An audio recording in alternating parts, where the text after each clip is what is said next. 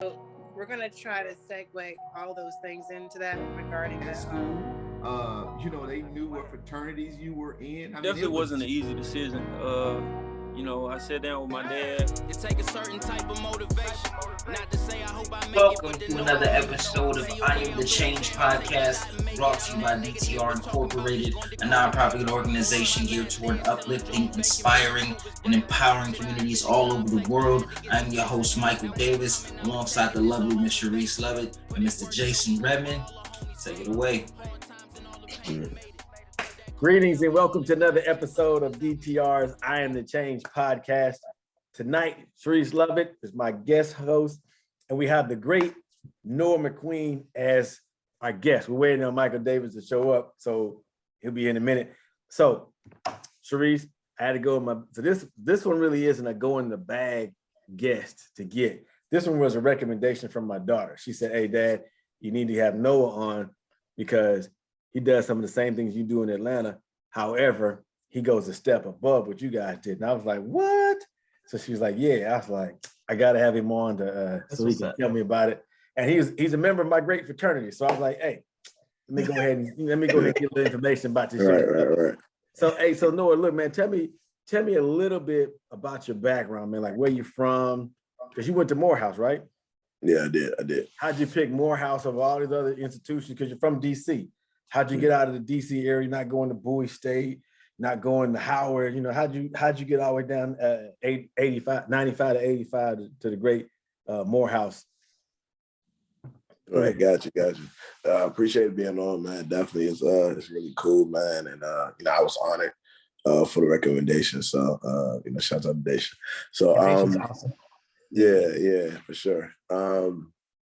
So yeah, man. Born and raised in DC, Southeast. I am. I'm the only boy to 8 girls, and so I have 3 sisters. Yeah. I have 3 sisters on one side. I have 5 sisters on another side. I'm my parents' only boy on both sides. So I went to can't really tell you how many elementary schools I went to, but I went to about like around 10 middle schools when I was you went to 10 middle schools because y'all moved around a lot? You went to 10 middle schools because you got kicked out? I would say because you were bad, right? Yeah. Wait a minute, yeah. Because middle school ain't but 6th, 7th, 8th grade. Yeah. So we went to it was a mixture of both. Like I moved around a lot, but then again, like I got kicked out of a lot of schools. So when we moved, I used to have to go to multiple schools in the area. Some areas like, nah, you can't come here no more. Sometimes only like a few days. Like, I attended 4 institutions my freshman year of high school. So I went to like between like the ages like 6th grade and like 9th grade. I went to like 14. Between 12 and 14 schools.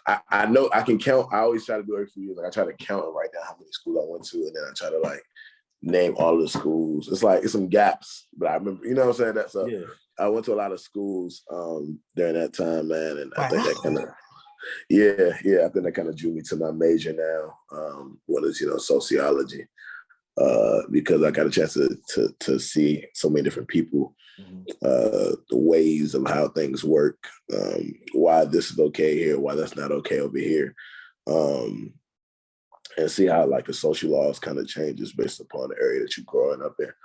So hold on. So sociology is your major, right? Yeah, I graduated. So you believe the environment shapes how a person thinks and acts? I believe the environment has it's a primary socialized agent. It's other factors, but I believe, it's a primary socialized agent.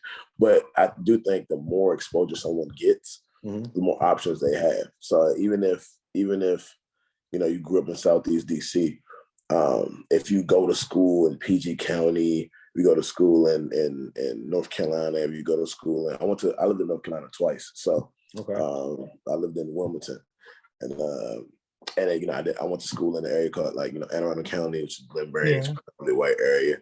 And so me changing and switching these areas so fast and so often, lines kind of blurred, right? Like what was okay in one place was totally not okay in another.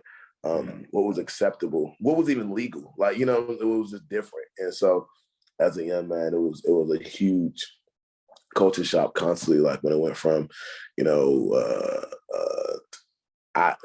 the best example I can give, you know, if you cuss in class, or if you get into a fight in school and you grew up, you know, you went to Johnson Middle School or Anacostia High School or Blue High School, that's, you know, you just probably get sent back to class. You know, it's fine. Oh, you don't even leave class.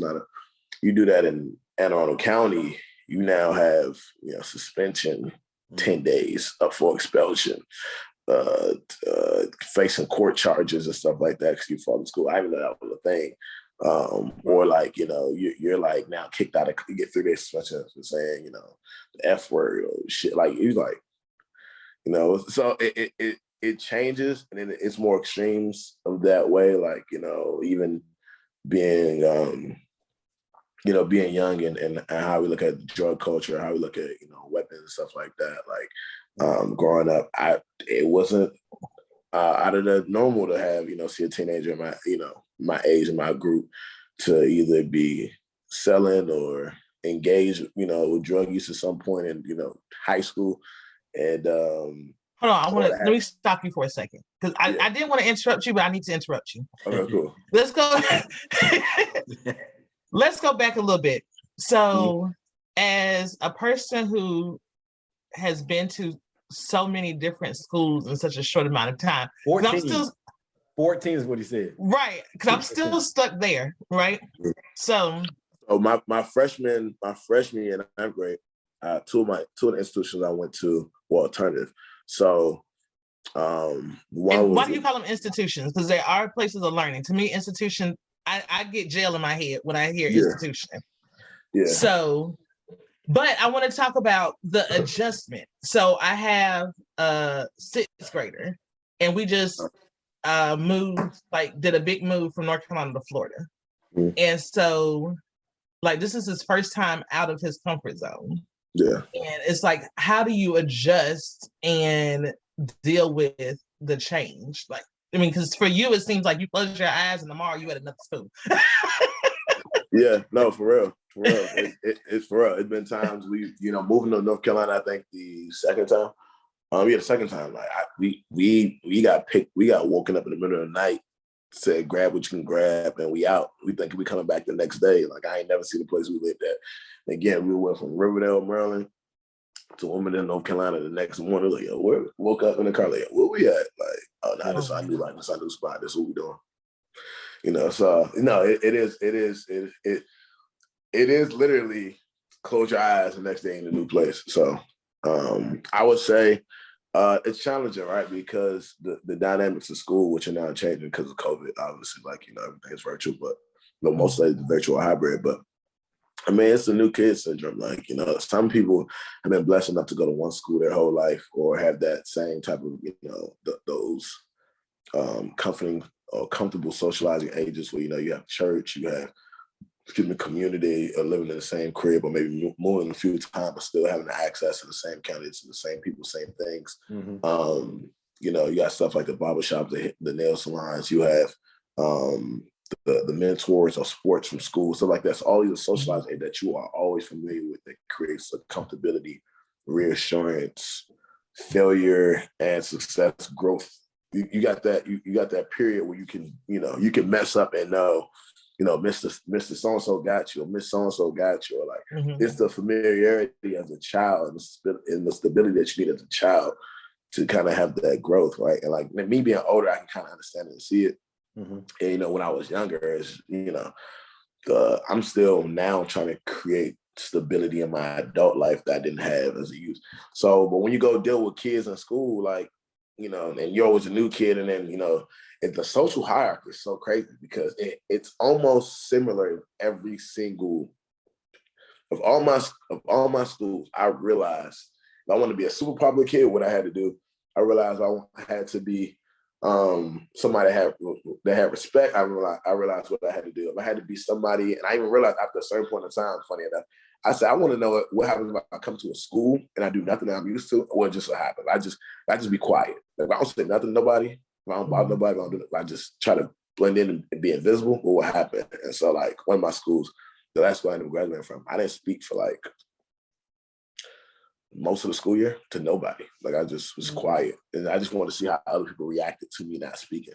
And so, because I was popular at every other school, but that's because I was either, you know, had to fight this person. Most of the time I fought, the kids I fought, and the incidents I got into, and just the mischievous devious acts landed me to either be popular or cool, or it's a suspicion around a new kid and all that other stuff. And then the second part of that is also, I would get in trouble with school, but I feel safe and comfortable because I had social acceptance. Yeah. And so that would allow me also to gain friends quicker, and then have less enemies if I beat up the biggest, baddest dude at the school, or I have this I don't give a F, you know, mentality, or I'm in 7th grade and I know how to roll. So nobody else, I started smoking in 6th grade. So at 7th grade, I knew how to roll. Nobody else even knew kind of what weed was. And I was like, you know, it was the curiosity of kids, you know what I'm saying? Like by 8th grade, I used to get a pint of Burnett, about 2 pints of Burnett in a dime bag, and that was my little $20 for the day. I ain't do homework. I just went to go do that every single day after school. And you know, for most kids, they're like, but it draws friends. So most people never drunk and smoked before at that time. So that was my way of creating and developing relationships on unhealthy habits and trying to maintain that. And I mean, it's cooler to kind of to attract kids, attract friends. It's cool to kind of have that situation, right? So like, which I'm not advocating. I don't know if any kid I'm not. I'm just saying like the psychology and the sociology and what that looks like. Yeah, no, I would get it. So like, tell me like with your background so tell me about your nonprofit, because you work with within the community. Now, what groups do you work within? Because, and how do you take your experiences growing up and apply it to that nonprofit? So I work with primarily like people experiencing homelessness, experiencing food insecurity. Growing up myself, we were a family that really didn't have much. My mom had to work 2-3 jobs and go to school full time, and that was extremely hard.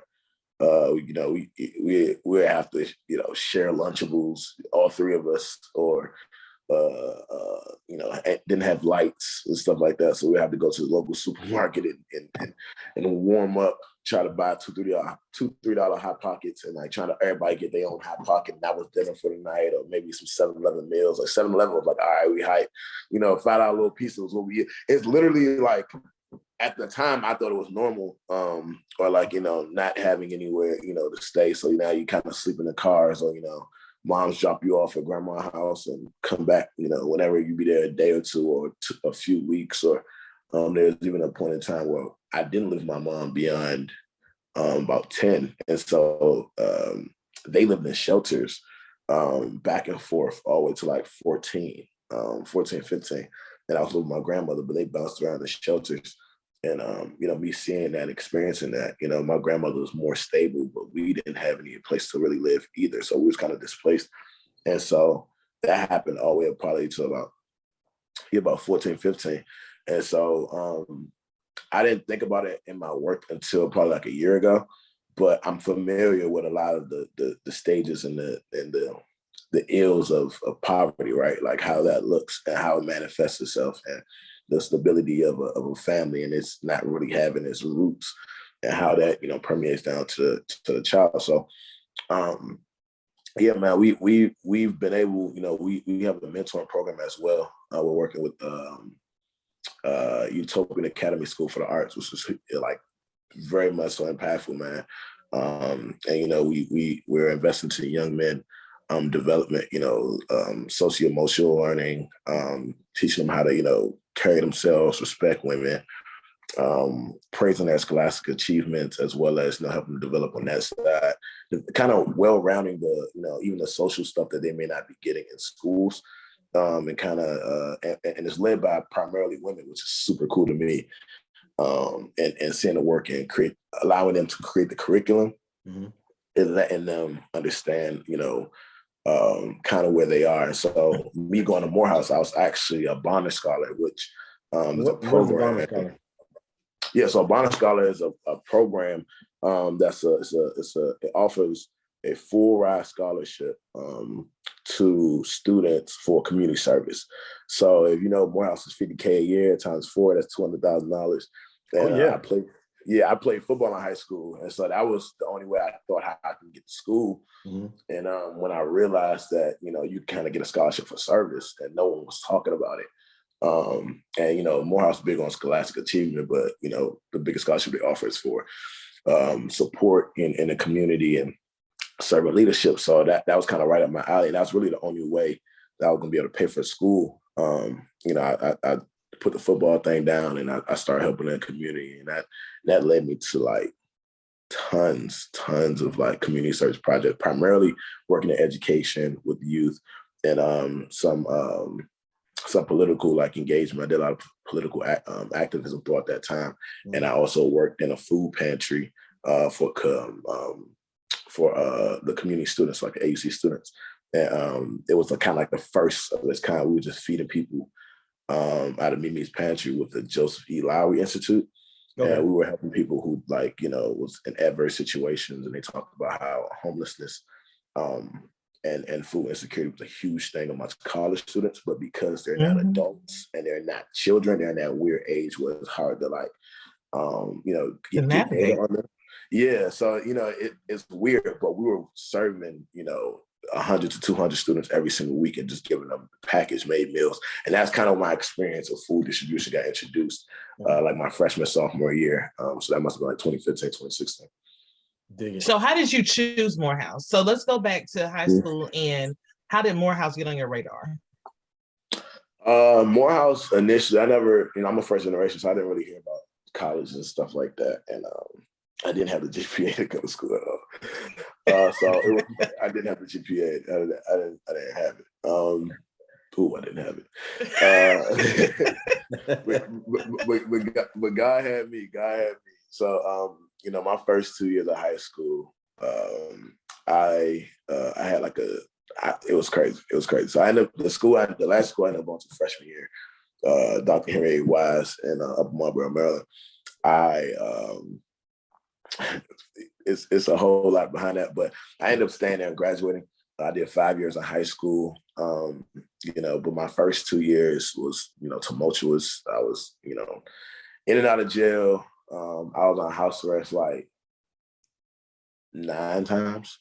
And so it was just a lot, it was hard to get any continuity because, I used to walk around with an ankle bracelet, ankle monitor, and people be like, what I'm saying? People already gonna have their own people want to think about what they want about you anyway, but when you had a monitor on, and my PO was also stationed in the school. So that's a lot of pressure, you couldn't even get in trouble because, come snatch over. I've been snatched out of school and took straight to jail before. So, that sucks. So after my first 2 years, I had like a 0.1 GPA. And it's funny because you go back and hear people talk about it. That the more years removed, the horror stories get bigger. Oh, you want to know how terrible Noah was? Noah was this and Noah was that. I'll talk about, depending on where you go, I wrote hands wide. It's like Noah used to walk down the street, Noah used to walk down a hallway, throw up a gang sign, and everybody started fighting in the hallway. Everybody started fighting in the hallway. I was like, what? It was ridiculous. Because now Noah was the plug. Yeah, look, they was like now because they had me on a gang watch list for like 2 years. And I was like, I'm not even a part of the gang. They just assumed because I had friends, people following me that and stuff happened around me that, okay, this is that. And when I went to court, they used to try to paint me as that every single time. Like he's invested in this and that and da-da-da-da, blah, blah, blah. So the story kind of took a lore of itself. And then it's, now I'm doing well. It kind of really don't matter. But I joined a program. I eventually joined a program, right, that was called Amante, African American Males Aiming Towards Excellence. And I couldn't join the program for the first 2 years because of obvious reasons. And so, and I joined the program 1 year, and the next year I ended up becoming the president of it, which was a huge turnaround. And in that I had a lot of plans for what to do because now I have the premier group of it's 3,000 kids at Wise. So this is the top students at Wise, male students. And now I'm in the group learning, and then next year become president. So now I'm leading this group. So it's like a year from being like the worst person in the world to like now looting the premier group at the premier school. That's the same time that the school got like best school in the nation or something like that from Steve Harvey. Mm-hmm. So we went back and had like it's called like the Hoodie Awards. So we ended up going to a college tour. I used to do local college tours. So one was at Bowie State. And, you know, we had dressed all nice. So we always wore suits, stuff like that where we go. And we, you know, talked to Nikki Giovanni. She had a workshop. And what ended up happening was afterwards, I got a chance to ask her a question. Oh, that was super cool. After that, you know, we lined up to go talk to her afterwards, get some stuff signed. And everybody was like, yo, watch out, you know, back up. You know, we had to back the line. They're like, yo, watch out. These guys are Morehouse men. And they like moved and like all shifted. And they like put us from the very back of the line to see this famed author to the front. And I was like, we can't school this well. Like, we're going to go. And I said, whatever it is about these Morehouse guys or whatever that is, I want to be a part of that. If people part in lines like this and like and everybody stopped and like, yo, they go to Morehouse, I want to know what that is about. And so I think either later that year or next year, I ended up planning a college tour with like the HBCUs all across, like Hampton, NC Central, FAMU, Morehouse. So that's where I graduated from. Okay, cool. So we did the whole HBCU tour. We didn't do Howard. We did the whole HBCU tour, and then Morehouse. And I realized I had more at the end of the tour. I had more notes on Morehouse than I had on any other school combined, and it kind of spoke to itself. And I realized people that it's the same thing that kind of drove me to Omega. It's like when I look at the history of people at Morehouse, I was like, this is where if you want to, as a young Black man, it's, you know, even in the mission statement, it's the development and growth of young Black men. This is where you go, and this is like the cream of the crop. And I said, okay, I can only do the cream of the crop. And when the Bonner Scholarship was the opportunity for that, I got denied at Morehouse twice, twice. It kind of was like they just told me like stop calling, and so it was once, and it was once. Hey, man, go on, man. and it's crazy because I got accepted at Hampton, and then Miss Reed, never forget her name, Miss Reed. I called her like 78 times, left like 78 voice messages, and she still ain't coming back to this day. And they offered me a full ride in communications, and I still have not talked to Miss Reed. Bettino Batts in the communication department, because, you know, he heard my story and he was like blown away. He couldn't figure out. He thought I was a 4.0 student. And he thought I was a 4.0 student. He was ready to offer me on the spot. All this stuff. You know, I came into a student and booted, and he found me. I was reading a newspaper, and I'm, you know, he was just throwing it back. And then I'm like, nah, bro. Like, I'm, you know, if you want to be honest, this is where I am. This is where I was. Like, I want you to come to school no matter what. But Bettino Batts is now at Arizona State Communications Department. I think they just announced something with NBC like last week, or if I'm not mistaken. But yeah, that's kind of how I chose that school. And I ended up taking on that trip some other guys, you know, that one guy that had a similar upbringing as me. So it was two guys, actually. I was like, yeah, we're going to give you a chance. Another guy, see the team? Yeah. Cool. It was another guy who, you know, had a lot of potential. You know, he was a younger dude, like a freshman. I said, all right, we're going to give you exposure. And there was a third guy named Golden Daka who went in that same tour. He was a year behind me. He didn't go to Morehouse like the next 2 years, but he ended up coming eventually because he had stuff with, like, his story is amazing. He had like this immigration stuff. He had to fight through a lot of things. He had a lot of at-home trauma, personal stuff. And then he ended up going to Morehouse and then become like the valedictorian. And so like right after me. And we and him ended up graduating the same year, walking the same year, which is crazy enough because that's like my mentee. And then we, you know, kind of got him the exposure. I went to Morehouse before and I took him later. So yeah, that's kind of the story of how I ended up getting there. And then I had to go to 2 summer school programs to actually get into Morehouse that year, man. That was a whole nother story. It was very ridiculous, but it worked out. That's a lot, bro. Like dang. I see that Rachel was like, yo, we need to have him on. I'm like, yeah. Yeah. And I'm trying to, and it's funny, I'm trying to get y'all the short answers. I'm trying to like zoom through it to make sure I'm answering the question, but I'm also not leaving out detail. But that's the short answer. You're good. So my thing is, so how did you start? Like you go to Morehouse, you have a storied background, you go to Morehouse. When did the shift come? Was it the WISE program that gave you the shift to stop wilding in school, to focus and to really get going, or was it going to Morehouse? It was really I found myself at my kind of like my lowest like sophomore year. In high school or college? High school. I was like 15, 16. Mm-hmm. And so at this point, I had just you guys know what a writ is? Who? A writ. A writ? Okay, so a writ is basically a warrant. So I had three warrants out for like my arrest. And I was like, all right, I ain't going back to jail. This is the time. We gotta go. And my mom kept bugging me to go to this Christian tour. And I was like, I'm not going to this. Like, you have lost your mind. And I was like, it just didn't make sense. And I'm like, listen, I'm not thinking about that. And I remember she took me to, this Christian church, shout out to them, it's Anne Arundel County. And it's all white people. It's like one of them super, like. One of them, and I was like, nah, this is not it. Kind of cultish, almost. Yeah, I was like, yo, this Christian rock is about to drive me through the walls. You guys are tripping. And so, I remember the guy had like, she brought the youth pastor to me and like, he's gonna go and I couldn't stand going there because which I was forced to go. I grew up in the church and I was always, I grew up in two churches simultaneously and I was like a junior deacon. I have always had a understanding and respect for the word and, like my everything that you were going through. Yeah, despite everything I was going through. Wow. Some people couldn't recognize it. They're like, yo, you're such a mild man, a respectable young man. I was like, I am. And it was like, I couldn't catch a break anyway. Like I couldn't catch a break left or right.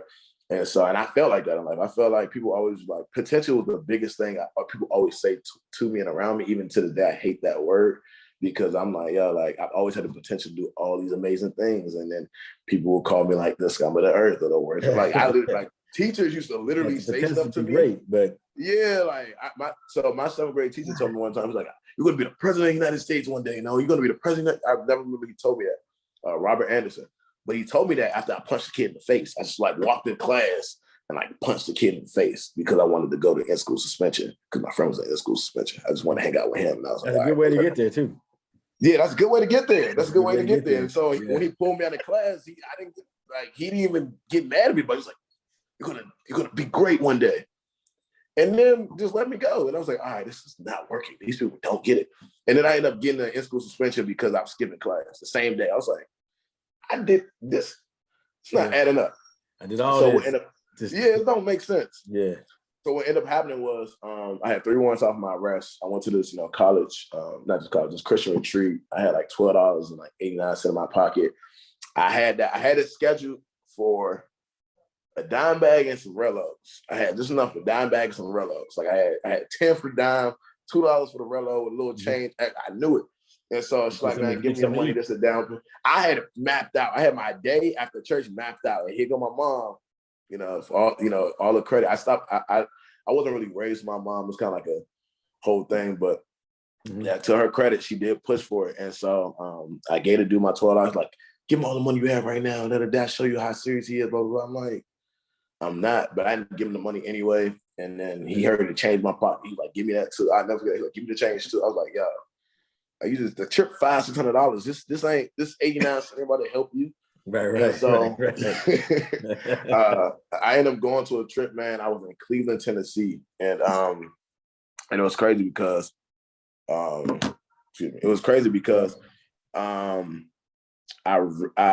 had a plan. I was like, yo, these people singing it and loud and da-da-da. So I'm elite. Like I'm a go. They don't know I have warrants out for my arrest. So they looking at me crazy. I'm looking at them crazy for different reasons. I'm like, I'm gonna leave. I said, I'm gonna knock out so-and-so and I'm gonna get up and go. And they're gonna give me a bus ticket. They already told me in the beginning. If something happened, they gotta send me home, how they gonna do it? So when they told me that, I said, oh, y'all done messed up because I'm gonna do it and I'm gonna get a bus ticket. I'm not gonna go home. I'm gonna go to Memphis. So like, and I'm gonna just work it out there. Like I know I can get money. I'm just working out there. I'm like 15 at the time. You had it all mapped out. Yeah, so I was like, yeah, I'm gonna run them. I'm not going back home to go to jail.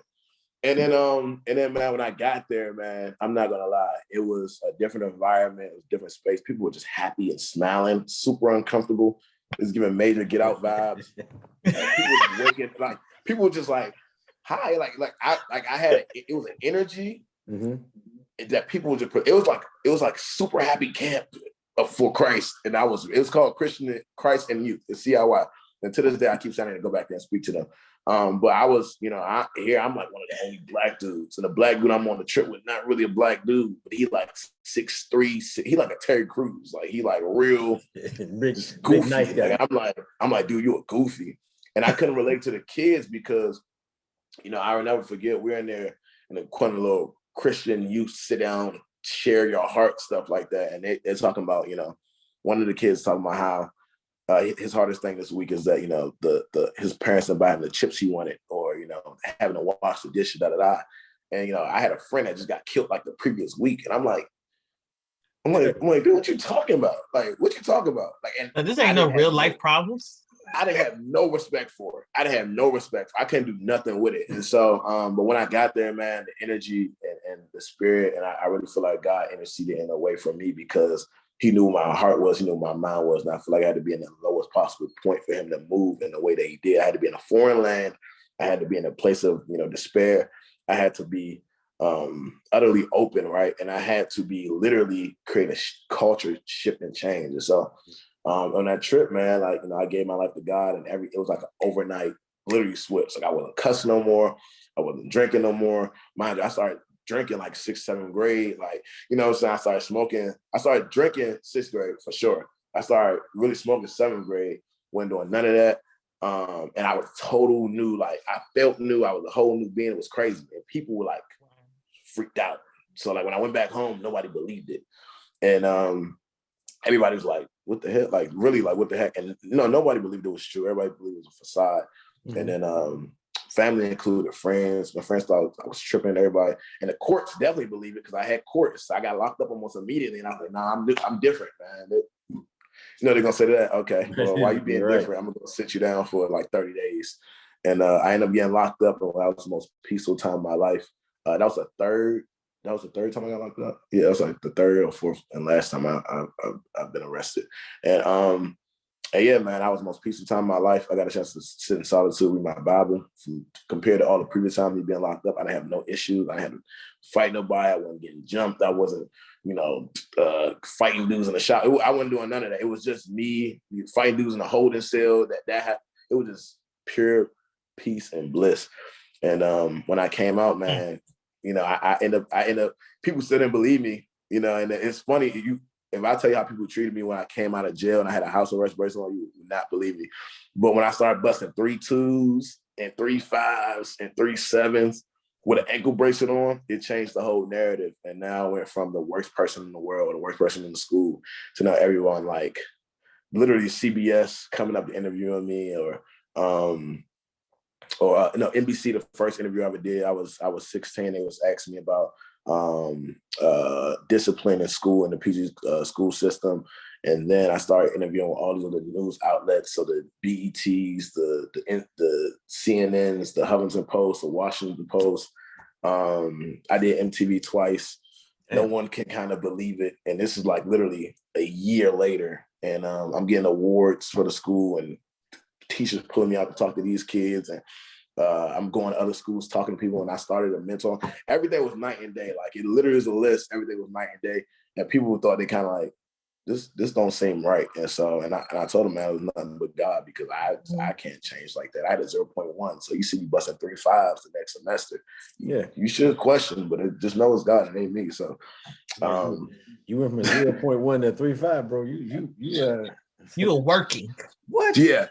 But now that too, you had like, I'm blown away because with a 0.1, like, dog, you wasn't studying. Either you was, he was just existing. He just showed up. He didn't even show up half the time. So that's the thing. We should get back. I used to show up, but I told them I'm not doing it. And the thing about it, like, and so, but when state exams come past, and I get top 3 in my class, like not in my class, like in my grade, people like. And then the next state exam, I don't do it at all. They're like, yo, like, what's up? Like, what's going on? Like, once again, it's the whole potential thing. And they try to send me to a military school right before I got myself together. So that was the summertime. and they try to send me to a military school, man. And I told them, hey, if I don't, that's one of the schools, like, you go there, you get your GED, you know, and then you get a trade. Like, you know what I'm saying? You out here, you doing push-ups half the day, and you just, it's like not jail, but mini jail. And so it's like, and then if you mess up there, then they actually kind of like send you to jail a little bit. And so, yeah, man, I told them, just give me one more shot and I'll do my thing. And they was like, nah, we don't believe you. But okay. And then the next, you know, yeah, it's funny how it all worked out, because stuff could have went left so many times, because I changed the way I see my environment didn't change. The people around me didn't change. My family still is very similar to how they were when I was younger. It's just the way I looked at everything. And that's why we said earlier, like, does the environment play a part? It does, because of, in the way that you're conditioned. But if you don't get an example, you're going to get a choice to see outside of that, you will always be like, people are happy for no reason waking up in the day. I never knew that was a thing. Didn't know it. And so choosing to be like that and seeing a world where it's possible, it's like, okay, here's an option on how you can move and move in love and have a godly spirit, even though things are happening around you. It's not of God. And so that's the shift that I had to create. So making that shift from seeing the negative in the world to the positive in the situation made you think that moment was that moment that changed Noah McQueen from the Noah McQueen, for sure, to the Noah McQueen of the day. 1,000%. Without that Christian retreat, Noah McQueen would not be here today. I can say that. But it was even weird how that happened, because I tried to turn myself in twice before the Christian retreat. Like, I went to several lengths to turn myself in, because I know I had warrants, and I was like, yeah, I'm not dealing with this. And then I went to the courtroom. They was like, nah. I went to the actual, like, the juvenile jail, and they was like, we can't take you from here. And I went to the courtroom. They was like, nah. Like, they didn't say nothing. I had to, like, I'm turning myself in. And they just never kind of took me. And I said, well, this is my sign. I need to go. Yeah, I'm gonna say he was blocking all of that stuff for you to be where you needed to be. Yeah. It's all funny, because all that happened like leading up to that, and I never would have thought, you know, obviously, because when you drown, you don't really think about what's around you. You know, you don't think about seeing something close to be able to pull onto. It's just, you're just drowning. You're in a panic mindset. And for years, I was very much so drowning and tons of stuff. And but that was my normal day. Like, chaos was a typical day. And I didn't even know it was chaos. I just thought it was just how life was, even as a youth. Yeah. So let's fast forward to present day Noah. Mm-hmm. And because the build up, first, your story is like amazing. Like, I'm sitting over here like, golly. But with the nonprofit now, so before we started recording, you were telling us a little bit about what you're doing and everything. So let the viewers and the people know what you're currently doing. What's the name of it too? Yes. The name of our nonprofit is Lifting Our Voices Incorporated. So in short, we call it LOVE, LOV. And so I should have wore a sweatshirt, should have represented, you know what I'm saying? But I got y'all. I'm gonna make sure I get y'all all the materials I need to make sure to promote correctly. But yeah, Lifting Our Voices started during the pandemic, you know, to really kind of alleviate some of the issues and ailments in the community with like COVID relief and pandemic relief. It wasn't a plan at all. I've actually had love in my mind and heart since high school. I just never had a chance I never had a chance to bring it to life, just because of being busy, right. Or like really having a team and people to support me and the idea of it, and kind of being able to kind of talk about it, filter through the idea, right? And so when the pandemic hit, I graduated fall 2019, going into 2020. And so, so I actually had 3 opportunities, got killed because of COVID, like it just went away. One of them, I was supposed to be working in an embassy club in Israel. And so, as a recent grad, you working in Israel, like you like, all right, like, you know what I mean? You about to go overseas for the next few months and intern. This is dope. And then, I was supposed to be going to a program in LA, working with Michael B. Jordan's production program. That went sour because of COVID. And then I was working on a presidential campaign, and then with hopes to eventually work on a DNC and possibly work for the sitting president. that went sour, and all this happened like January, March, April. Well, January, February, March, and so April, you know, I was done. I was over it. I was sad. I was depressed. I was mad. I was angry. All above, and because that happened back to back to back. I'm like, you know what? Let me just sit down and take like a month. And then, you know, riding through my neighborhood, I realized how bad, you know, COVID has hit my community. And I said, I'm bad. I'm down bad as a recent college graduate, but I have privilege. Like my privilege is different. You know what I mean? I'm upset I don't have the quintessential Morehouse graduate, great job, suit and briefcase. I'm the man. I was a man on the campus, so why I'm not a man in life? And, you know, I felt all of this stuff. And then, but I saw how people were really out here down so bad, just in where I live and on my block. And so I said, me being a Bonner Scholar, sometimes I used to do service to make me feel better. And I said, man, you know, sometimes in order to pick yourself up, you gotta look across the aisle and pick somebody else up as well. And so we ended up doing that, man. The first week, you know, we did an event.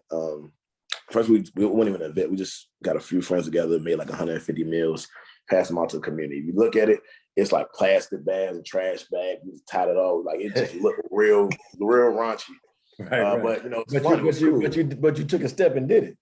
We did. We just took a step and we just did it. I said, I just want to wake up and do it. And we did it. And the next week, you know, we had fun. But let's do it again. We did like 300 meals. And then I think the third week we did like 500 meals. And then we did like 700 meals. And we realized, like, hey, we have something on our hands.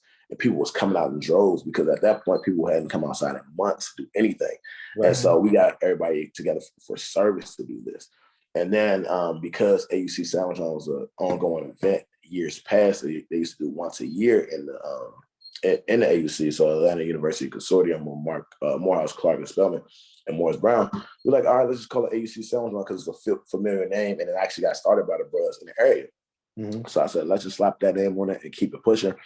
Protests arose in the city where, you know, a bunch of people died. I think Rayshard Bush got killed. AUC students got assaulted by police officers. Yeah. You know, it was a whole bunch of stuff going on in Atlanta. So as the way that we decided to protest was we took meals out to protesters. So we took like 300-400 meals out there to protesters, as well as feeding people in the community. And then, you know, I said, no, we need to make this a business official so we can grow in this.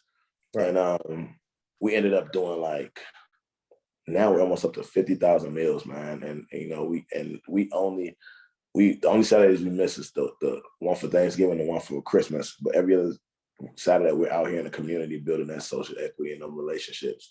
And we've done this event in 7 cities so far.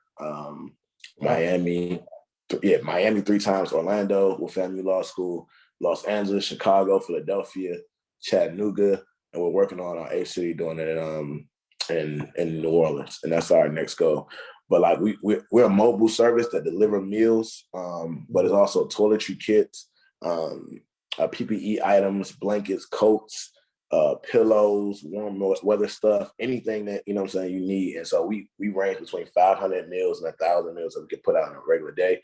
The most meals we put out on one day is 1,632 meals when we partnered in Chicago. But like 2 months ago, we did like 1,100 meals all in like 2 hours and passed them out in the neighborhood. So, and we do voter registration. We signed up like 250 people to register to vote the last election cycle, plus our mentoring program with Utopian Academy. And we have our ongoing drives that we do. So we did like a Toys for Tots. We did a clothing drive, which is Cover the Hood, the toiletry drive, which is something simpler right now. We're about to do a bag drive so people can have bags and sling bags, stuff like that, to, you know, kind of hold their items and looking for support. So, yeah, we did 680 meals just yesterday. So, dog, I got to get you in contact with this Delta from Miles College. Her name is Dee. She did a voter registration. She came up here with a bus, where they had a bus, and they came up from they came from Miami. They hit Atlanta. They hit. Is that the lady you were telling me about when you needed to use the rec center? Yes. Okay. Yeah. Yes. So I got to put y'all in contact, dog, because that'd be a great opportunity for y'all to link up and do some stuff with, if you're doing a voter registration drive and you got the food giveaway. That'd be dope. Yeah, the voter registration drive is something we do. I'm actually about to switch the way we do it because I think we need to have more direct line to who we want to impact. But now I'd love for you to make the connection because we're still new in that space and trying to raise funding. So since we're officially a need-based service organization, so that component allows us to open up for a lot more funding, but also allows us to get a lot more young people involved. So we have chapters at Georgia State right now, and we're also looking to have chapters at Emory, Georgia Tech, at University of Miami. And so University of Miami is actually in the process. Georgia Tech should be in the process in the next few weeks. At Emory, we're seeing what their situation looks like with Omicron, and seeing how that works, because it's a lot harder to establish and continue chapters when you're battling a global pandemic. So, and that's what's kind of the amazing thing, right? We've been able to do this in the midst of. You can always come and visit the Gulf side of Florida. Yeah, come on. Reese is in Sarasota. Yeah, come on over. Sarasota? Yeah. I'm not familiar. Tampa. So yeah, I'm below Tampa, above Fort Myers, in that area. Okay. Mm-hmm. Tampa's like 4 hours from Miami. 3.5. Yep. Depending on who driving. Yeah. Okay. It's one of the brothers. His name is Thomas Johnson. Man, he did a voter registration drive. I can't remember the name of the company he works with, but I'm gonna put you in contact with him too. I think that at least that voter registration piece with what your nonprofit does of feeding the homeless, like I think it goes together, because a lot of times people of color don't vote because there is something missing, and whatever that piece is that's missing, if it's easier to chop it up over a meal and discuss your problems than to just walk up to somebody and say, "Hey man, have you voted? Have you registered to vote?" Because they're answering right. No. And then but if I got a meal, we chopping it up. We have a conversation about, talking about the food that might get into politics, that might get into current events. Now it's like, well, these things are these ways because we don't vote and we don't have a voice. We don't speak up. We don't open our mouth and talk, and we don't demand politicians to hold the words to hold up to hold themselves accountable for what they tell us. To hold politicians accountable for the things they say they're going to do. And boom, now it's now you've lit a fire in the belly of the beast. Now, yeah. So right now we have a meeting. I'm trying to schedule a meeting with 2 representatives this week, based on behalf of my organization. Basically talk about the work we're doing in the community and ask them, hey, we need city funding. We need a building. The building part, I think, is going to be an easier request than city funding. What we're going to see. Because we have our 501c3 nonprofit status. I sat down and did the 1023 for myself, which is that thing is a beast, bro. And I didn't have $1,000 or $1,100 to pay somebody to do it, and so that's a 44-page document. I had to sit right there and just figure it out. And if you do that wrong, you wasting some money, what I'm saying, and the stress that ties into it. Yeah, man. Yeah. So even sitting down there doing it, when I had to do that, that was a huge hurdle for me, because that makes you official tissue. That allows you to do so much more stuff than just being a regular business out here having, LLC or be a corporation. Yeah. And so, and I also sat down with my people, wanted to show them hey, I want you to see how to do this. As young people, just because if you ever want to start your own thing, 1, I'll help you, but 2, you also need to learn how to do it yourself, just in case somebody else says they want to start one, you can help them. And so, so now, so we have the works, we have the experience, we have the manpower, we have the energy, right? We have the great story, we have all these things. But now we need the funding and need the support by the city and by larger corporations and organizations to kind of sustain this work. And that it's not just a passion project, but that this is something that is like a premier Atlanta or Southern sector area where hey, they do real work, meaningful change. And now it's not just Saturdays, it's 3 days a week. It's 4 days a week.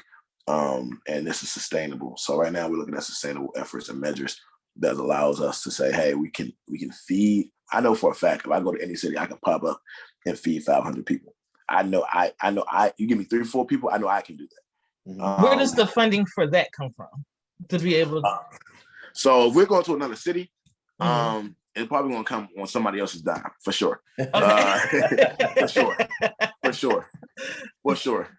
We tell them how much we need to do this event. Like, we don't go to any city unsolicited. Actually, when I went to LA, I was just going in for a birthday trip, and I said, let's try to do it. And so we just did social media fundraising, and we raised some money. We was able to get $1,800 or something like that in like 3 days. Excuse me. I just said, hey, I want to pop up and feed people on Skid Row, and people already had seen me at that point doing it, and they were like, okay, like, we trust you. You want to see what you can do, and we did. How many meals we did in Skid Row? We did 500 there, but we did 500 in Atlanta, like 600 in Atlanta. So like we did it simultaneously, which worked out. We put out a lot of meals that day and cross continental. It was dope, across the country. But here in Atlanta, at this point, we have so much social capital in the areas. Our relationship with local businesses allow us to literally do a sandwich run any given week, like without $500. So we can do that because of the facility that we do the work out of. Now it's free. The people we get materials from that not only give us a discounted rate because we've been going consistently for 2 years every single week, but they also add an in-kind donation at the end of that. So what snacks would be costing us a few $100s are now free. People bring donations to us because they know what we need. And then, the volunteers, right? Like, and it's so simple that it kind of doesn't really sound right, because like, how can you give up 700 meals without really, you didn't spend $700 or you didn't spend, these things. And that's the power of community. That's the power of, small businesses and startup entrepreneurship, because you do a lot more with a lot less. And if I had a blank check with $100,000, I don't think I'd probably do more than what I've done with $1,000, honestly, right? Because it made me more resourceful, and that's kind of go back to my background. Like I've had to be resourceful a lot more, a lot little compared to I was never really given much. So my grandma can feed probably 50, 60 people on a budget with $50, $60.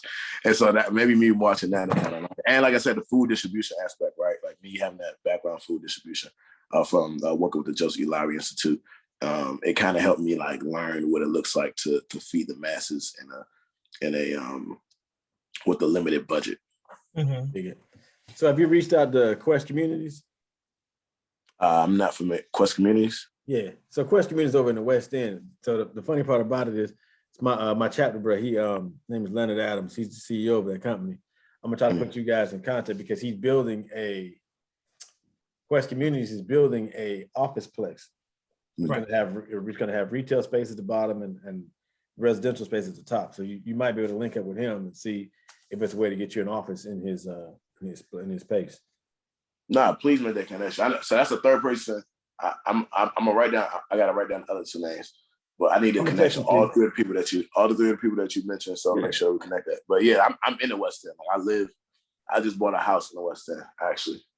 His office is off Rock Street. Is that Proctor Street? It's on Rock Street. Rock Street. Okay. Yeah. Okay. Yeah, that's dope, man. I definitely need that connection. Yeah. No problem. So I feel like I feel like I try to answer as many questions as possible. I know he's on a time limit. No, you good, man. Hey, look, I wanted to get your story out, man, because I think it's dope.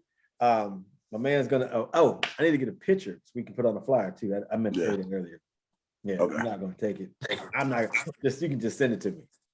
Okay, cool. No, I got it. I'm not gonna take it. Right. You came up, got the shirt, got the sweatshirt on. I'm not taking. Yeah, man. Look, I'm like, you gonna take a picture? I should have put on the suit. You good. Yeah, but yo, man, like I really want to thank you for coming on. And again, before you stop, Jason, hold on. I didn't know what's gonna happen. What's the game plan for the next 5 years? Oh yeah, good point. Yeah. What's going on in the next 5 years? Next 5 years. Next 5 years, I'm doing heavy investments into myself. I'm trying to really get into real estate. I'm like the first person. It's like a first gen. I'm the first person to own a house in my family. The last person, my nana owned a house in the 40s or 50s in New York City. She had like a corner house in Jamaica, Queens, which probably be multiple millions now, but Yes. we sold, got rid of, and all. I mean, when she passed away, that was Big Mama house, and now everything in the world happened to it. We don't own it anymore. And I think now it's a building or something. I'm not sure what it is, but me having this ownership of the crib, has really prioritized the importance of kind of like, having something that will live beyond you and, create revenue and also, having my own stuff, right? Like I put it on my goal list my sophomore year. I had a few things on my goal list. It was like, travel to 4 countries before I graduate. Become the Bros was one I crossed as a sophomore, and buy a house. Right there. Yeah, man. Look, I had to put it on there because every few years I made goal lists. So like when I was 16, and when I was actually locked up, I made a goal list, and it was like, join a Monte, join the newspaper team, make the football team, graduate high school, and the last one, the fifth one, was live long enough to graduate high school.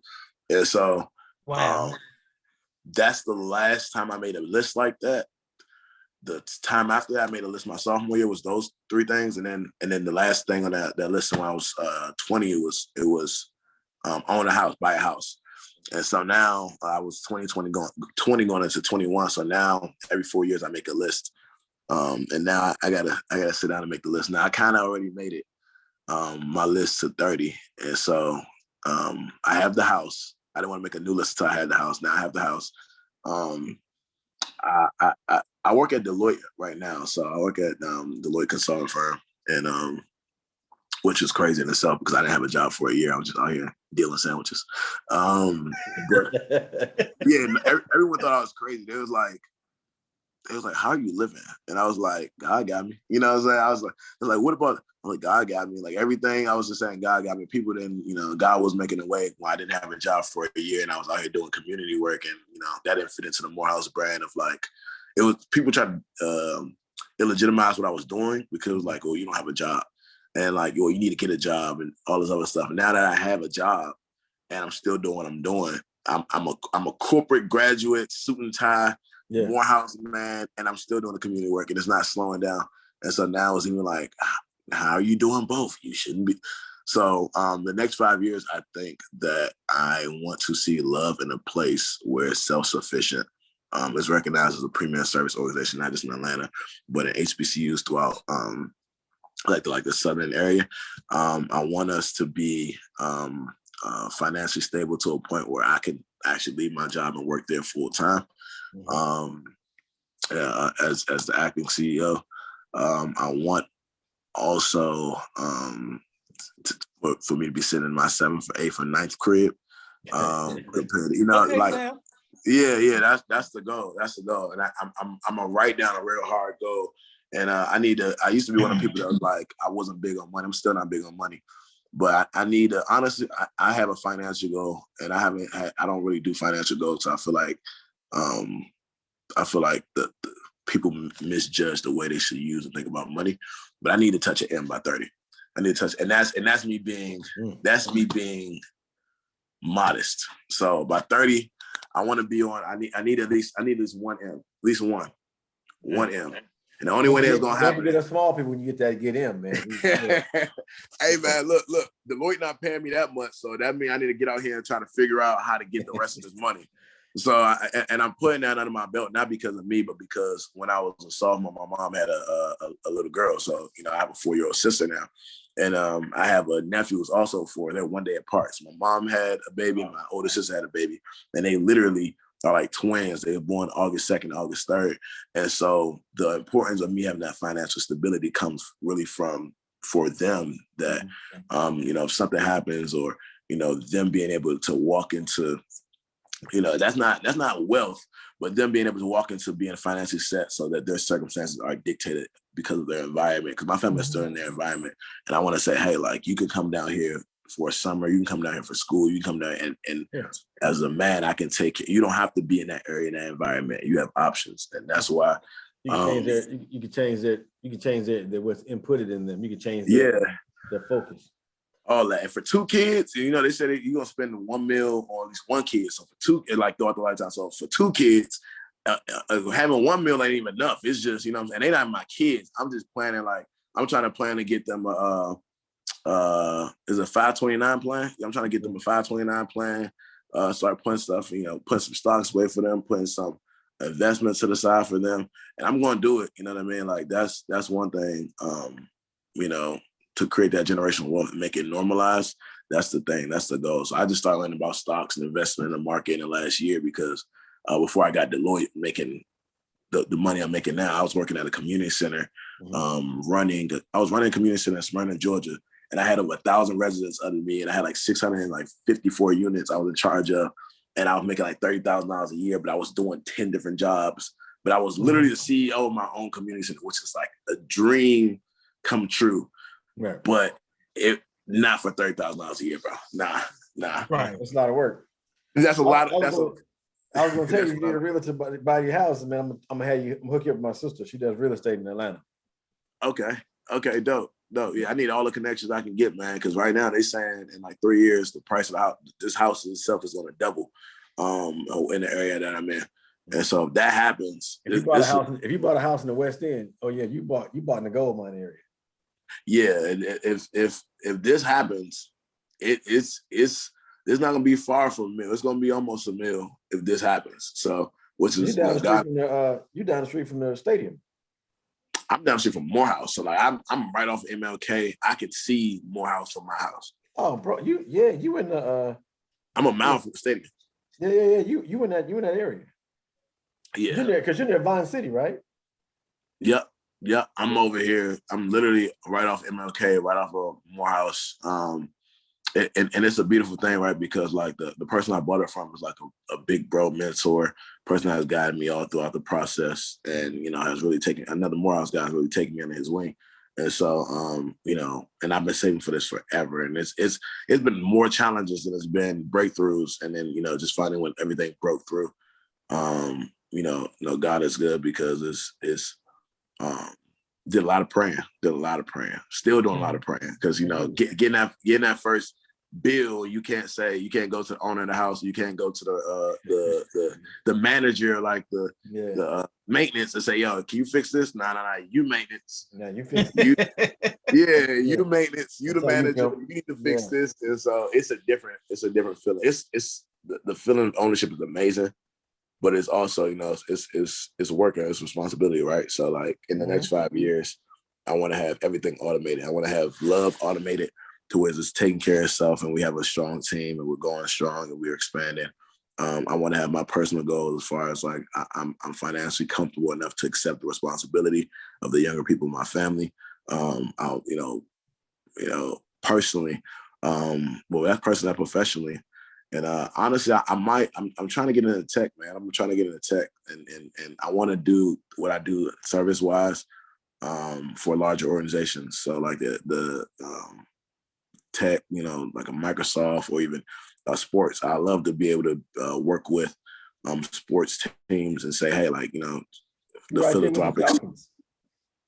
I am right here with the Falcons, but they suck, and I'm a Washington fan. So, and I gotta get rid of my bias. If you want to know honestly why I haven't, they suck. No one wants, like, maybe I need to be with them while they down. Until they trade Matt Ryan, I can't do nothing with them. Hey man, you get on while they down, man. They might be like, hey man, we really appreciate you, Noah, man. You changed the whole game for us, and then they get rid of Matt Ryan. They bring Justin Fields back home. Bang. Yeah. Hey man, it's a possibility, man. It's a possibility. I think the responsibility for a sports team, right? Because sports don't really pay. Sports don't pay at all. Like if you're not the players, you know, if you're not a high level manager, sports don't really pay. And I'm not thinking as much money as I'm thinking. Deloitte has great flexibility, and it's the top consulting firm. You know, you got McKinsey and Accenture and stuff like that. But like Deloitte is that, and it gives you flexibility. So when you make that pivot, what you need to do is go into a space and place that either you own your own stuff, you know what I mean, or the resources you made at Deloitte, the connection you made at Deloitte is leaps and bounds beyond what the working in the company allow you to do. So like I like working there, but like I understand that like I am one of 350,000 employees just in the United States. And like though they may also love me, my job is to get as many skills as I can as an employee to then go either employ others or employ myself and grow my passion, because money isn't my passion. My passion is I can wake up every day and just help people and not be restricted by any type of like financial, circumstance. Yeah, I get it. So look, man, we always ask our guests to give us a little nugget to kind of hang their hat on. So give the viewer something to hang their hat on for the week. Just act like this was like the Sunday sermon. They got to make it to Wednesday to Bible study. Give them something to carry them over that hump. Okay, I feel like this whole thing kind of been like, been the same. But I say my favorite. Anybody that know me know my favorite person in the Bible is Job. It bounces between Job and Paul, and I think people when you look at the story of Job and look at his life, you would look at God knew he was so dope that he volunteered his services. Like, hey, devil, you out here looking for somebody to devour? Come holler at my homie Job. The devil like, what?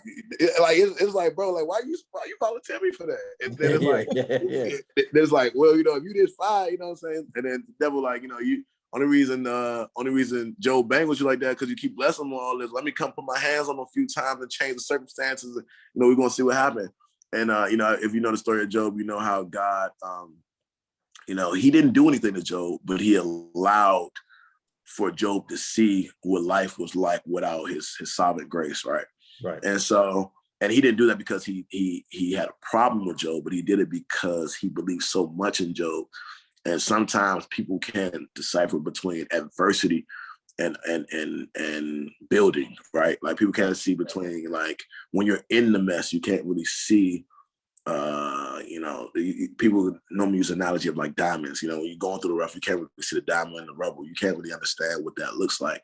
And so God took everything from Job. And if you read the story, it's like everything, like this kid died, that kid died, your wife is this, and your crops is that, and your health is this. And then, finally it was his friends. And so the biggest thing for me was, God replenished everything sevenfold. And then, Job's sturdiness and faith in God, and even Paul's sturdiness and faith in God. And he was a passionate man. He was just passionate on the wrong side.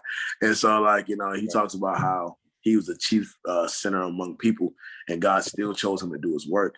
And how God used people all throughout the Bible with speech impediments to give great speeches, or great warriors who was killing Christians to now deliver Christians and create great works.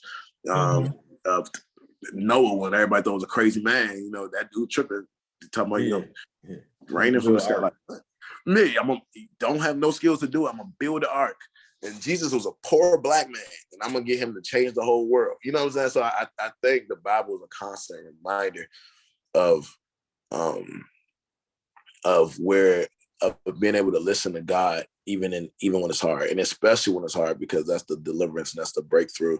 And prayer is you talking to God, and the Bible is God talking back to you. And so one of the things I had a revelation was, even talking about it with the bros, the Job's friends was the key to a lot of that story that people like miss, because Job's friends condemned him because of what God was doing to him, because of the status of his life. Job's friends see the status of his life. You had to do something to God, bro. Like you need to repent. You need to do all these things. When actuality, Job's like, hey, like, I love God. I want, first his friends like, you must have did something to God. Then his friends like, for you forsake God and all these things. And also, if you look at this, I think they said they saw Job weep for like 7 days. And so, your friends, is a big part of your life and your story. And when he didn't receive the support from his friends, God interceded and was like, yo, listen, Job was doing the right thing. You guys don't understand what's going on with Job.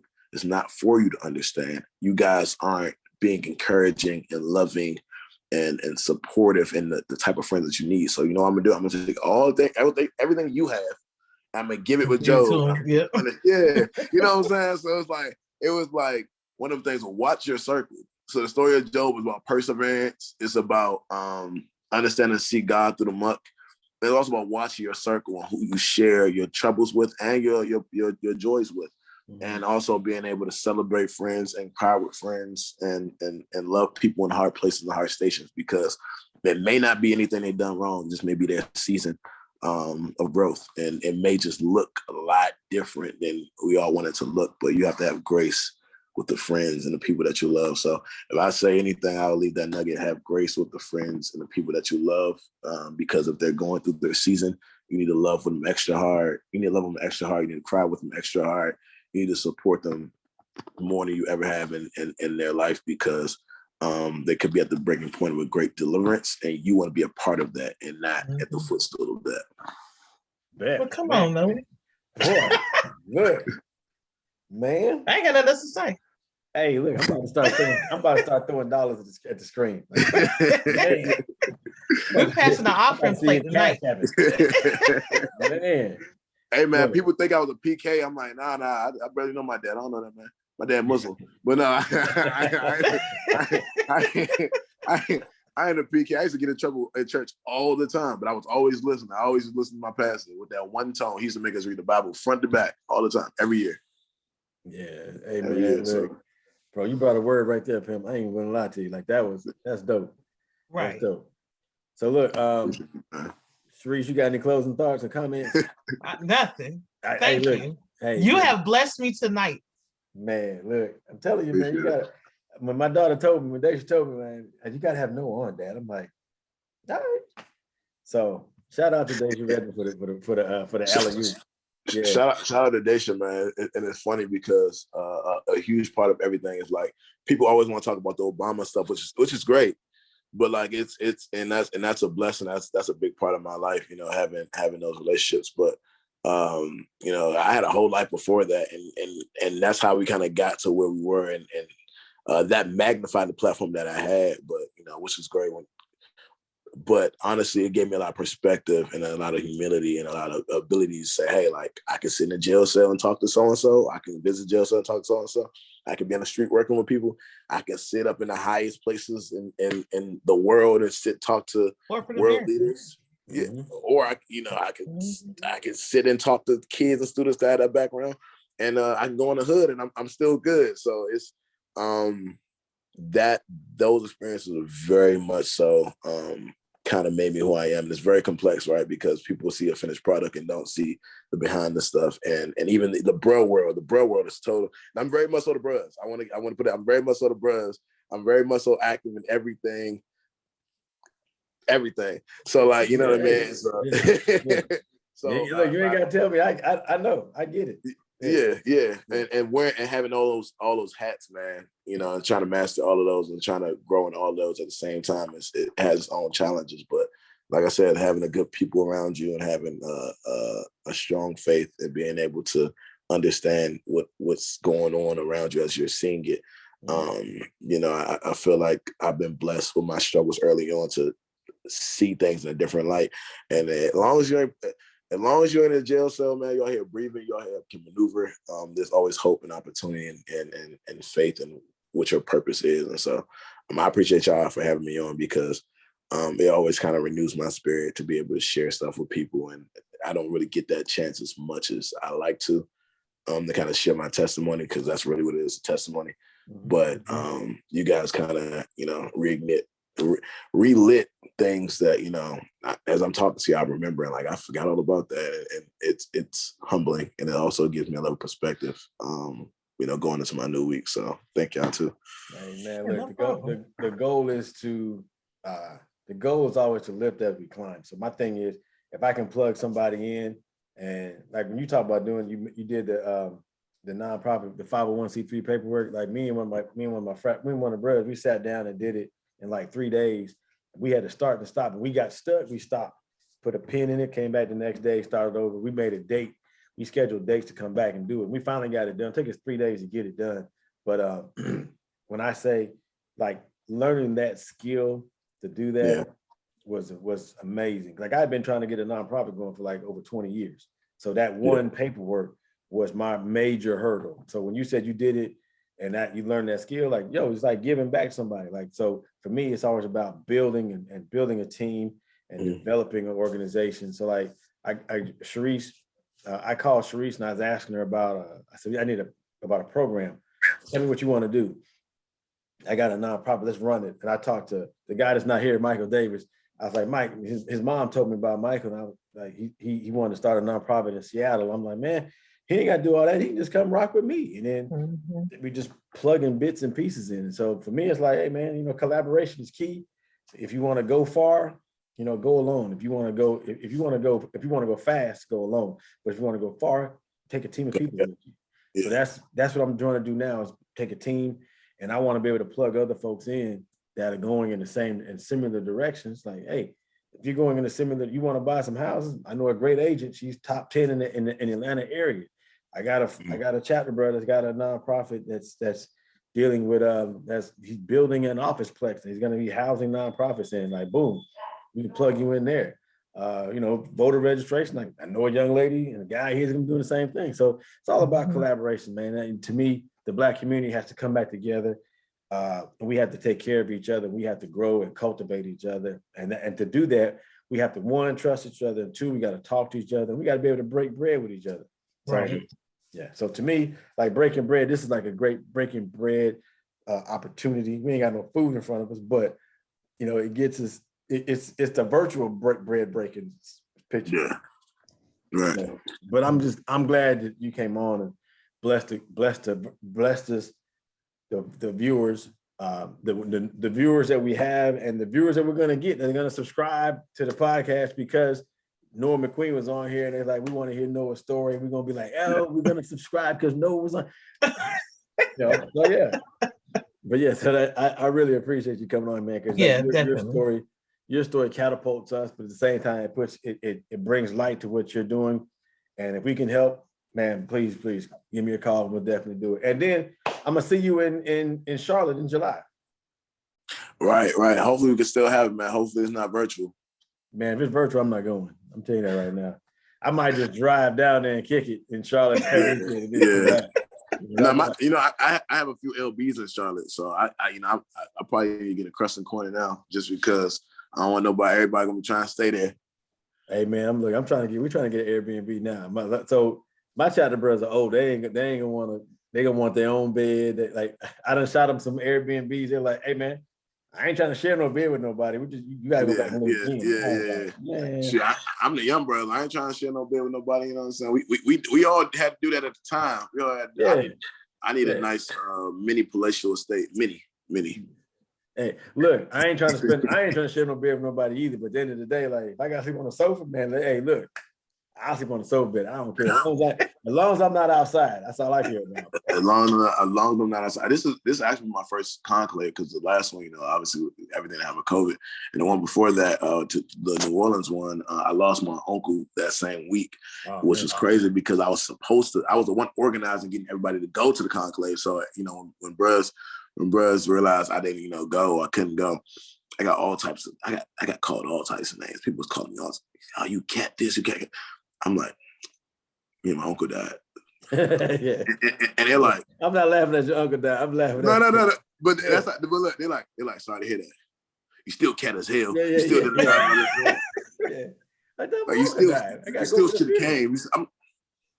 I'm like, and that's just the bros, man. That's literally how the bros are. It's like, hey, bro, why I ain't see you the other day? I lost a limb. So you gonna tell me you still had 2 legs? You just decided not to come? You got an arm. You got 2 legs and an arm, but we get a hot. Yeah. You only need 2 arms to be here. It's not a 2-arm event. Yeah, that's literally the bro. Hey, look, they'd be like, did you lose your right arm or your left arm? I lost my left arm. Hey man, we shake hands with our right hand, baby. You can still right. You should have made it over here. Well, yeah. Are you dominant with your right hand? Yeah. Oh, and you got it. Okay, cool. You don't need all that. Your right hand, yeah. Yeah, and if knowing the bros, it sounds like hyperbole, like a joke, but it's not that far off. It's really not that far off. No, there's no to me. So my dean Tony Foster, man, it only takes 5 minutes. It takes 5 minutes to fellowship with the bros and come get in and get out. I was like, all right, 5 minutes. 5 minutes it's never 5 minutes, but never 5 minutes. Never 5 minutes. I told my Neil that today. I was like, you, when you first start out, it's like, oh my God, it's the Qs. I love the brother. They're like, a little while later, you're like, it's the bros. It's about like I'm just at Target. I'm at Macy's. I'm getting ice cream. I can't be out here for 2-3 hours. I gotta go. I'm on break. I have missed everything. I haven't missed it. I had appointments, and then when you see the bros, you gotta stop on the street. Like, And in Atlanta, you know, it's the most concentrated bros. They stop you at gas stations. They stopping you in stores. They stopping you and I've been stopped by so many, even the police bros. They just pulling me over. I know I'm good. I'm the bros. I just want to let you know I'm the bros. Like, all right, cool. What's going on? I was like, let me get your number just in case I actually need to. You know what I'm saying? Hey, like, man, hey, it's beautiful, man. It's beautiful. Sorry, we're going down memory lane, Sharice. It's okay. Yeah. But look, hey, Noah, man, I appreciate you coming on, man. Hey, it's been a blast. We're gonna definitely have to have you on again, man. And oh yeah, definitely there's a part 2 to this. Got to be. Nah, I would love it. I would love it. I want to hear about we got to get you to get that to bring the food joint up here to North Carolina, man, or even to Sarasota. I would. The North Carolina thing is so dope, but like when I talk to people out there, like, is there a need in the area? There's always a need. See, and so that's the thing. That's the conversation I've had, because I've had 2 conversations about doing that. There's a need in Winston-Salem. That's where I just left. Okay. So we're supposed to be doing one. Is that where A&T is? No, that's Greensboro. Winston-Salem is where Winston-Salem State is. Yeah. Okay. And Wake Forest. Yeah. And Wake Forest University. Yeah. Okay. So that's a potential partnership, because in Greensboro, they was just saying. I mean, I've been. It's like Greensboro's like it's like it's not just a 2-road town, but it's kind of not that far. Like, it's not. You know, it's not really. Winston-Salem are like Raleigh and Durham. They're 2 cities that are 30 minutes apart from each other. Yeah. Okay. But now if there's a need in Winston-Salem, I mean, that's what we try to really go where it need. Like, obviously LA, you got Skid Row, Chicago, you know, kind of what that looks like. New Orleans, I feel Seattle. like getting something new. Yeah, I'm gonna say anything in East Winston. Yeah. That's where I was working. Yeah. So like in Seattle, there's a lot of homelessness in Seattle. So the guy, Michael Davis, if he was on here, he could tell you, but he said once before that there was a lot of homelessness in Seattle. Mm-hmm. Okay. So I'll definitely put you guys in contact, and if y'all can coordinate something, that'd be dope. Yeah, my homie from that, you know, sold me the crib, and, you know, that like my big bro, he's from Seattle. And so he kind of, you know, we're working on some projects to work with Atlanta and Seattle overall. So hopefully that can materialize. Okay. Yeah, I like that. Hey, man, we're gonna make it work one way or another, man. We're gonna make this thing work. I know that's right. Yeah. All right. Well, look, man, I don't want to hold you up all night long, but I appreciate you coming in and blessing us a little bit. Sharice, thank you for coming. Thank you for staying up with us and hanging out with us. You know, I wouldn't have it any other way. Oh my gosh, my heart is full. This is Dreams to Reality, DTR. I Am the Change podcast. Remember, we're not trying to be better than anyone, but together we can make a change. Thank you all for coming. Good night. Thank you. If you haven't yet, please like, subscribe, and continue to follow us on this journey. If you've been rocking with us so far, please keep on keeping on, because we have a lot more amazing episodes to come. I'd like to thank my 2 amazing co-hosts, Ms. Sharice Lovett and Mr. Jason Redmond. And I also like to thank our amazing guest, Mr. Noah McQueen. I apologize for my absence tonight, but I look forward to talking to you and meeting with you in the future. I know you have a bright future ahead of you, and please keep on changing the world and changing your community one day at a time. We are DTR Incorporated, a nonprofit organization geared toward uplifting, inspiring, and empowering communities all over the world. And remember, our goal is not to be better than anybody, but together we can achieve better for everybody. Thank you, and have a good night. Peace. We're gonna try to segue all those things into that regarding in school. You know, they knew what fraternities you were in. Definitely wasn't an easy decision. You know, I sat down with my dad